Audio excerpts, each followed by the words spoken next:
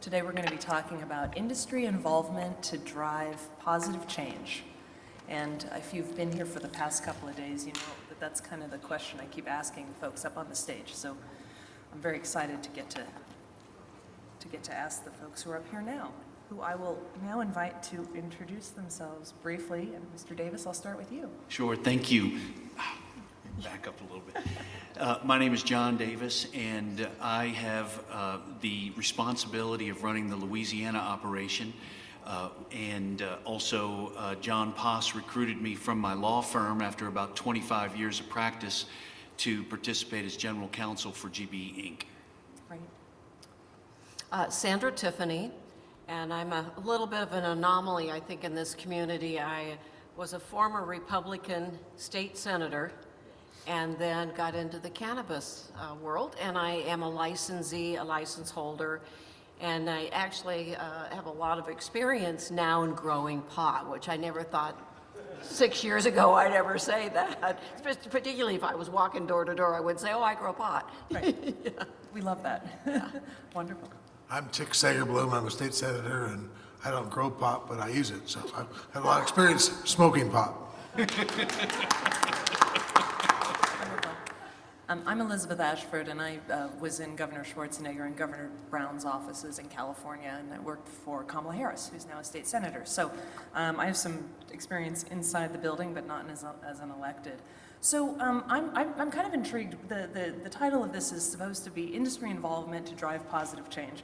In my opinion, I think industry has almost done everything possible to try to drive positive change with sort of mixed outcomes.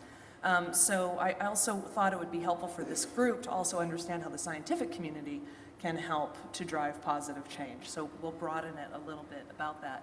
So maybe we'll just start by asking, Senator and Sandy, when folks come to your office to start advocating for issues around cannabis, what are you looking for to hear from them? What do you need to have in hand as an elected for the purposes of making smart policy decisions? You're talking about Tick? Both of you. Yeah, he's the one that's in office. Well, no, I know, but you were for 14 years, so I figured Yeah. I'll ask Well, let me just start by saying the simplest thing in the world is to not reinvent the wheel. So the first thing I say is, because we get 1,000 ideas and everybody's got the best idea in the world, I say, has anyone ever done this before? And most of the time, unfortunately, with marijuana, they'd say no. In which case, then we have to basically start from scratch and figure out the best way to try to do it. But if it's been done anywhere else, then let's find out how it worked, and we don't have to start from scratch. We can follow their example. And so we followed California, we followed Arizona, we followed Colorado, we followed lots of the states, but now we're actually at the forefront, we being Nevada. So I would encourage people that are looking to how to do this, look at how we've done it, because I think we have a really good model for simplicity, easy to get up and running. But the next step now is going to be take what we have and go back to the medical front and figure out how we can use the resources that we've developed to fund research and development of what you guys are doing. So on that note, I'm curious, what do you think that Nevada got right? Because you said you've made it basically easy to get up and running and going. So what are those components? The two things are, number one, having a finite number of licenses. When you have a finite number of licenses, then people are willing to invest in the license. And that's so important because you need to have money actually there. Now, the downside is you end up with a bunch of white men owning everything, but there's ways you can force them to share with women and minorities in the process, but don't have unlimited numbers of licenses.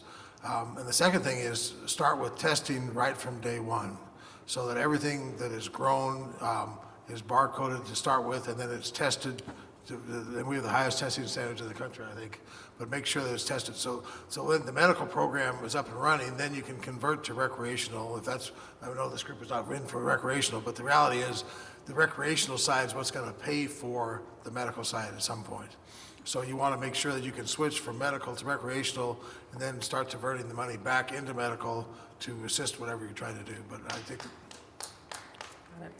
And Sandy, you and I, when we were chatting, we were talking about some of the challenges around testing, and because of the standards are so high. Can you kind of articulate that? Because it's a bottleneck that any regulatory environment is going to end up facing, is if you have enough testing facilities or not, and how the results come out, so. Well, as a cultivator, which I've never grown in my life, I don't even have a live plant in my house. It's kind of scary. And so when you're a cultivator and you have all of these various strains, and then you have the environmental conditions, and then you have we have a skilled lead cultivator, but then you have unskilled labor after that. There's so many ways that a valve can be left off and destroy half of your crop. There are so many ways that maybe the fans that blow across your room aren't uniform, so mold will grow only in a couple of plants. So it's very, very difficult to pass all the lab tests with the standards that we have. Particularly what we see mostly is mold and yeast and a little bit of bacteria. And I just got my results back from my last harvest, and we had 3 failures. And that's 15 pounds out of my 70 pounds of flour. So your flour goes from $2,300 a pound to $600 a pound. So our testing's very rigid, it's food quality, and it's very hard to pass because they have a big bag of weed, and they pick a couple of nugs out of that. I think it's 12 grams that they pick out, and then your whole bag is judged from that. So me personally, I'd like to see some of our testing standards not quite as stringent, and also to be able to see if there's maybe some mold, is that they give us an opportunity to bring it back and maybe put it under UV light or a microwave so we have a better, higher level of passing. And I'm not the only cultivator. Every single cultivator in Nevada has failed to test. And early on, it was really hard to pass. So I'd like to see it change a bit. Right, it's like it's a scientific issue, it's failure to pass, and it's a policy problem, right? Yeah, and the standards that they use, which is a food standard, I could put my product that's failed onto the market and it wouldn't hurt any patient at all. So I think it's just a little too high. Right. So, John, in Davis, excuse me, my husband's last name is Davis, which is why I'm very good at that. So in Louisiana, you've been navigating a whole number of sort of these issues, right? You have a lot of stipulations around how you're doing the grow, how you're doing the development there, but then you also have a host of policy and political challenges.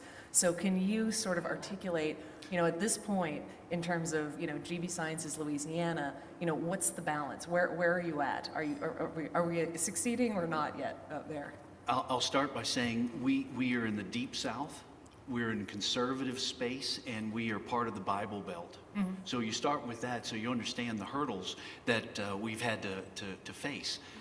We haven't been tested yet, so we're getting to that spot. We've gone through the extraction process, and we're waiting to work with the regulators to figure out how they're going to test, what stages are they going to test, and we're trying to educate them. So with the Nevada rules, we're familiar with that at GB Science. So I'd like to at least start there because that's a protocol that we're familiar with, and then if need be, we can modify that. But we're in the formative stages. We're dealing with the government that is still looking at this as weed and not as a medicinal product for patients. And so everything that we do is strategically and specifically designed to peel away the layers of stigma to this and to build up the credibility of the cannabis as medicine concept. So we do that from having physicians with us when we speak to the legislature. We do that by having the LSU Ag Center that we're partnered with. We have their scientists with us. We speak of this in terms of science, medicine, and the patients. And but everything is focused on, getting back to one of the original questions, focused on establishing the credibility of the program. And but as far as testing, that's where we have to establish credibility, because if we can't ensure consistent, safe, reliable products for the patients, then we fail. And so we embrace testing. and we would like to encourage the use of the Nevada protocols, but we're not there yet, and we're still trying to hammer out those details with our regulators. Can I make a point? Of course. What you guys are doing is they're extracting their product and recompounding their product, and that makes absolute sense for medicine, because you can pick a strain and then recombine that with the terpenes that you want. Well, in Nevada, as a cultivator, you're agnostic. I am not rec, I am not medical. Now, to sell, in Nevada, we like the highest THC, which makes it a rec market. But if you're an extractor, that's a whole different ballgame. What I grow can fail, and it can be sold, and it can be extracted, and it can be made into these concentrate products. So there is a difference between what I do grow as flower and then what you do as medicine. I just wanted to make that difference, a statement difference. No, and that is critical, because we're a medical-only state in Louisiana, so we're trying to elevate all of these standards to a biopharmaceutical level, again, to establish that credibility that cannabis is medicine. Yeah, and it also can give you consistency. It's Yes. easier to have consistency when you can do the extraction and actually you're becoming like a compound pharmacy. I'm curious, Senator, if there were three things that you could change about the law and regulations in Nevada now to, improve the market and improve access to medicine or et cetera, what would those be? Well, first off, I get a bank. That's the reality, is trying to deal with cash is killing everybody. But hopefully we'll get to that point at some point. But the other thing is if we could allow for more diversity within the way it works, I'm concerned that we created basically a free market where the growers and the dispensaries and the labs and the producers all can buy and sell among each other. But because of tax policy, there's a lot of incentive to having one company do it all. And I think that may end up hurting people like Sandy, who are independent growers. They may not have a place to sell their product at some point down the road. So we have to work on that part. But the truth is, I think the free market is the best way to get there, and that's why if you just give these licenses away and then monitor them closely, let them go out there and see what they do. It's really been incredibly successful, and the amount of money, hundreds of millions of dollars have been invested, private money, that no government support at all, and then we've really made them work for their money. But the reality is, until we went recreational, the medical people were hanging on by their fingernails. It was just literally impossible to make money in the process. So you need to have some way to subsidize it, which I think recreation is the simplest way, but some way to keep these guys afloat, because it is such a labor-intensive, money-intensive industry. Sandy, what's your perspective on things that need to change? Three things. Well, Tick is right about when you have limited licenses, it's a very good thing, and the state will always look at adequate supply.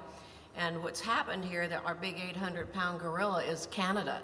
And Canada has come in and bought up a lot of these independent little licensees, and now we're getting large corporations in here. And I particularly like being an indie grower. I like being able to test my various strains. I like that I can go for THC or yield if I want.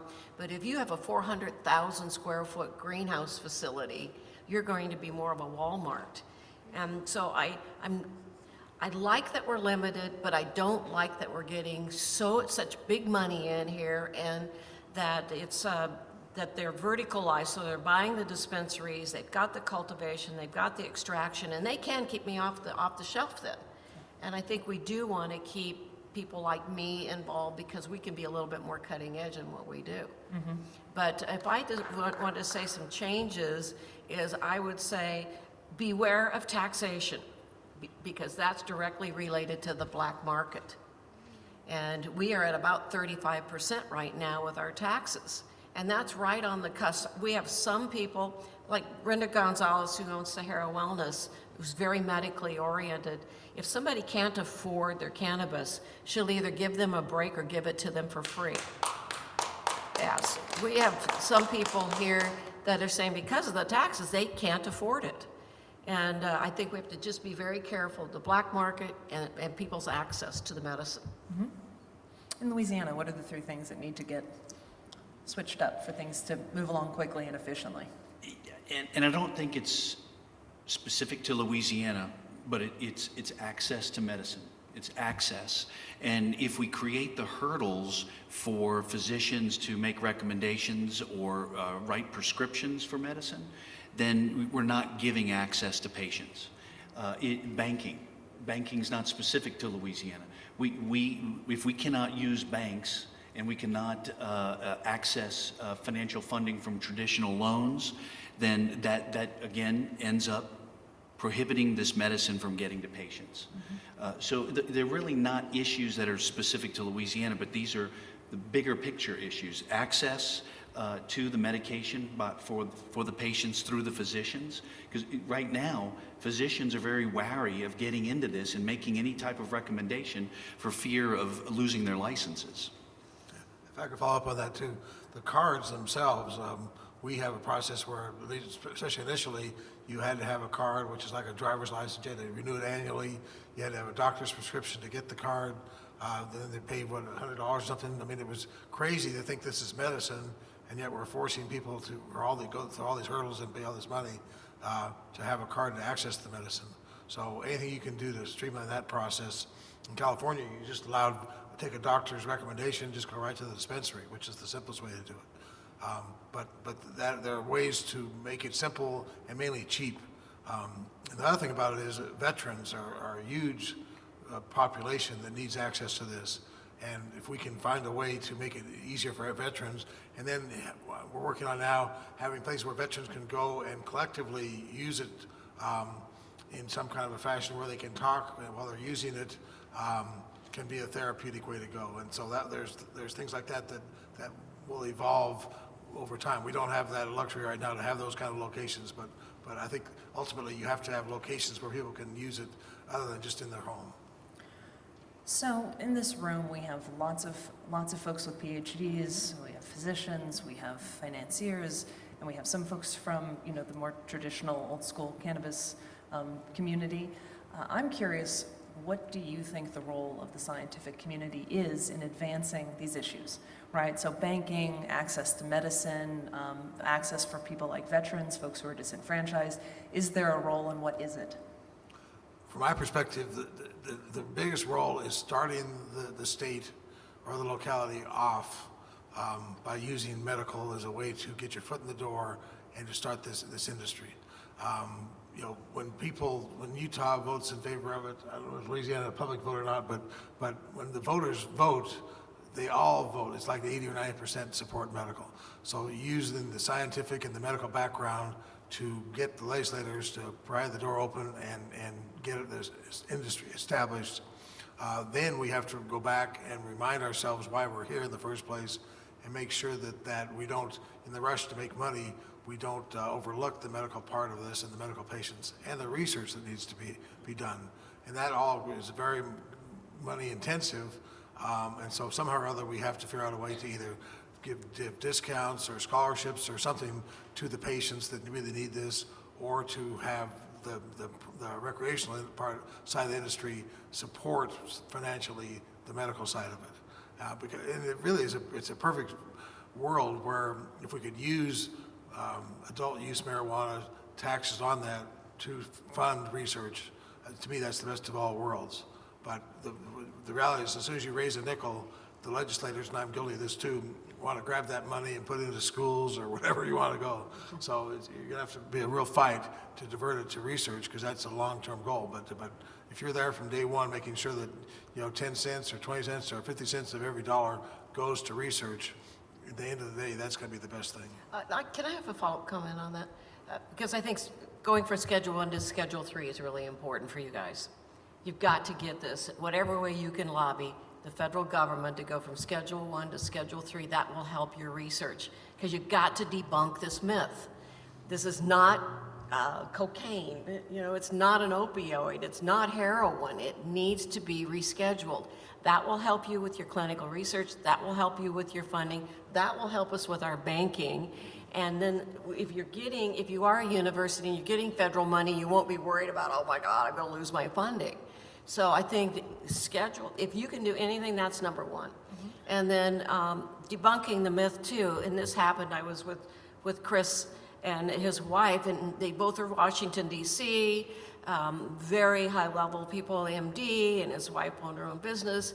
And I had spent probably 20 minutes with her trying to convince her that it was okay, that Chris, who has impeccable credentials, isn't going to get tarnished if he comes into the cannabis community. And I think I probably offended her. I said, well, that's kind of old way of thinking. That's kind of passé, don't you think? I think she's probably a little bit offended by that. You've got to debunk the myth. That's old way of thinking. Yeah. What's your perspective on that? Because I know that you're in a unique situation with LSU. It is, and I'm going to tie this into, while practicing law and preparing for a jury trial, I would hire experts. And I knew those experts were going to tell me exactly what I needed to hear, and they were going to explain my message to the jury. However, when we're talking about experts in the medical and academic space, I appreciate their adherence to what's been peer reviewed. What type of science is out there? What can I actually say to a legislature without stretching the scientific foundation? So I had a great appreciation for the physicians and the researchers that I worked with during this past legislative session. But what I realized was what we're doing here is so vitally important. We need every bit of research that we can get, because that is what we were asked every day by every legislator. When I spoke to the governor's office, they asked me that just last week. So what kind of science do you all have? What kind of science will you be doing with the LSU Ag Center? They want to know that. And what gives me great excitement and enthusiasm and optimism is that we are a science-based company. And looking around the room today and listening to the presentations yesterday, we're a science-based room and community. That's what we need. That's what we need in order to move this ball forward. So unfortunately, I couldn't go hire my experts to go and testify. I needed to have real scientists there, and I realized what the limitation is. But what we're doing now, this is what we need to be doing today and going forward, is developing this kind of research. If I could follow up too, I'm speaking as a politician, but I think it also applies to academia and scientists. The reality is the public is already there. So you're going to have leaders in whatever field that say, oh my God, it's marijuana and you're a pothead and whatever. But as someone who has been out front saying this is vital, this is important, we got to decriminalize it, we got to use it for medicine, people can have fun with it. I haven't had one negative feedback in my political career because of that.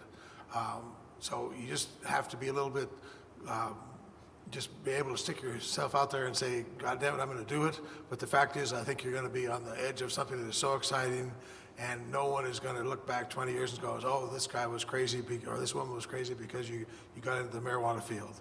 You're going to be leaders in the next revolution, and it's never going to hurt you. So take it from somebody who's stuck their neck out there, and these women can talk to you. It really doesn't hurt you. It actually builds your credibility. I actually have a strain named after me, and when they called me and said, "Can we name a strain after you?" Sagerblum Haze, it's called. I asked my kids, "Can I what do you think?" And they said, "Oh, that sounds great, Dad." So I went ahead and did it, and truthfully, even that has never harmed my political career. I mean, so you really can be in the forefront of this, and just don't worry about the naysayers.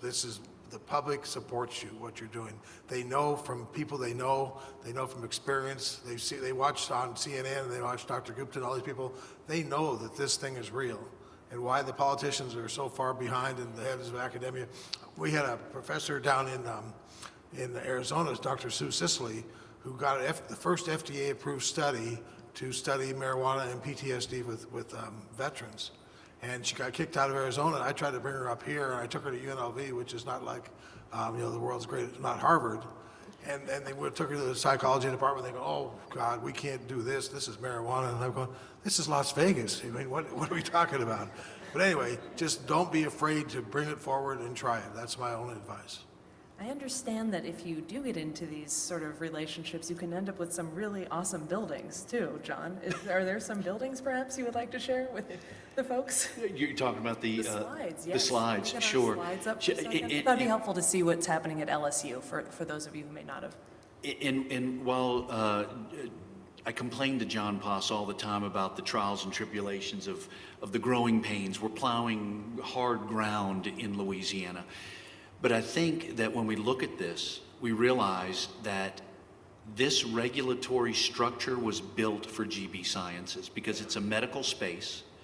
It is a public-private partnership with the LSU Ag Center, and it's focused on research and medicine and patient care and clinical trials eventually and delivery of medicine to patients. That's what this is focused on. We had nothing to do with the framework that was created. We're just trying to improve it as we go along, and we've been able to expand the debilitating medical conditions that are authorized. We've been able to eliminate some of the unnecessary safeguards. For example, physicians were limited to 100 patients that they could see. So you ask an oncologist who has 1,200 cancer patients, you're going to pick winners and losers today?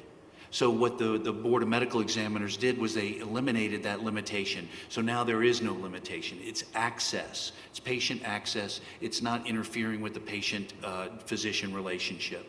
But so what I think we just already spun through that fast, all of those photos are tied into everything that we've been talking about the last few days. Talking about pharma-grade clean rooms, making sure that we have protocols, standard operating procedures that ensure consistent, safe, and reliable medication this month to next year, because that's what we want to ensure. And what you're seeing on the screen right here, this was our exterior pod. It's a proof of concept. We wanted to be sure that we had product produced before the upcoming legislative session. And so the only way to do that was to put all 5 of our processes into this one building. So we jokingly say this is, 5 families living in a 1-bedroom house. It's very tight quarters, as Dr. Ulrich will attest to. But we will have our first product rolling out in January. It's going to be a limited rollout, so we want to make sure that the physicians understand that. So the physicians who are authorized to make these recommendations, we're asking them to identify their most critical patients. We don't want someone to make a recommendation to their brother-in-law who has a trick knee when we know we have cancer patients, when we know we have Parkinson's patients, and other folks who are in intractable pain situations or PTSD. But in working with LSU, a land grant university that's focused on research, we're doing everything to ensure the highest manufacturing standards, ensuring that we have reliable, safe products at the end of the day. We're doing everything the way that John Poss would say we need to do it in order to provide the patients with the best product that we can. So unfortunately, I missed the 5-minute mark because now we don't have time for questions, so I apologize. But I do have one more question for the Senator. You mentioned you wanted to talk about state funding for research, and I would open this up to you as well, Sandy. What is the role of the state of Nevada in funding research potentially? Well, I mean, the reality is there's no reason, as you said, if every dollar you spend on marijuana, 35 cents is taxes. There's no reason that 5 of that 35 couldn't go to the university or go out just as a fund that then people apply or our businesses apply or places like the Rubo Center apply for that money.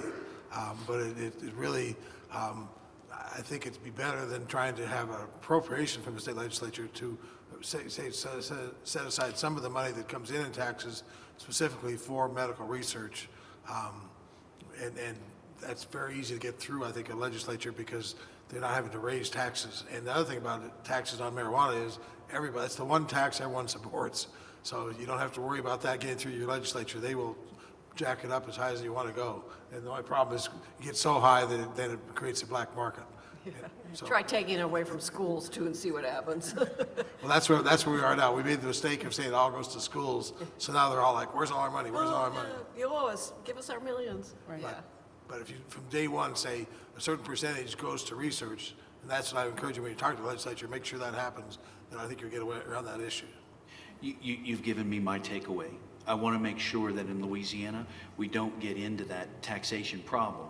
And because I can see what you're talking about. Right now, pharmaceuticals are not taxed, that they're under an exemption in Louisiana.